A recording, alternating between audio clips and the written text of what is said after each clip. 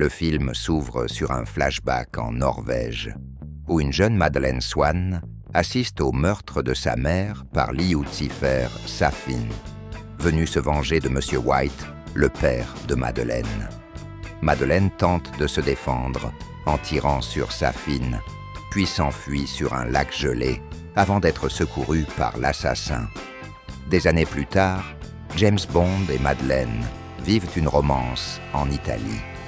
Bond visite la tombe de Vesper Lynd, mais une explosion survient, le piégeant dans une embuscade orchestrée par Spectre. Soupçonnant Madeleine de trahison, Bond met fin à leur relation. 5 ans plus tard, Bond est retiré du service et vit en Jamaïque. Son ami Felix Leiter de la CIA sollicite son aide pour retrouver le scientifique Waldo Obrouchev, kidnappé par Spectre. Bond accepte et se rend à Cuba, où il infiltre une réunion de Spectre avec l'aide de l'agente Paloma. Il découvre que Spectre prévoit d'utiliser une arme biologique, le projet Héraclès, basé sur des nanorobots ciblant spécifiquement l'ADN. Cependant, le plan tourne mal lorsque les nanorobots, reprogrammés par Safin, éliminent les membres de Spectre présents. Bond capture Obrouchev et le remet à Leiter et à son collègue Logan Ash. Cependant, Ash se révèle être un traître travaillant pour Safin.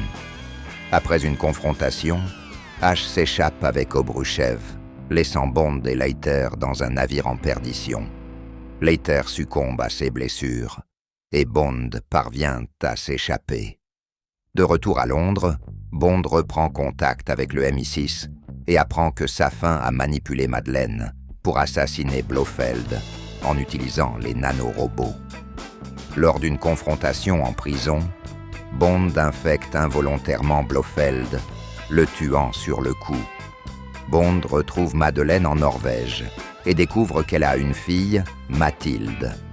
Bien qu'elle affirme que Bond n'est pas le père, des indices laissent penser le contraire.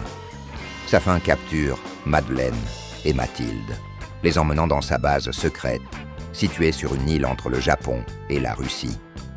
Avec l'aide de Nomi, la nouvelle agente 007, Bond infiltre la base de Safin. Il découvre que Safin prévoit de déployer les nanorobots à l'échelle mondiale pour instaurer un nouvel ordre. Bond parvient à sauver Madeleine et Mathilde, mais lors de l'affrontement final, il est infecté par des nanorobots programmés pour tuer Madeleine et Mathilde, le condamnant à ne plus pouvoir les approcher. Gravement blessé, Bond choisit de rester sur l'île pendant que des missiles britanniques détruisent la base, se sacrifiant pour sauver le monde. Le film se conclut avec Madeleine, conduisant Mathilde vers une nouvelle vie, prête à lui raconter l'histoire de son père, James Bond.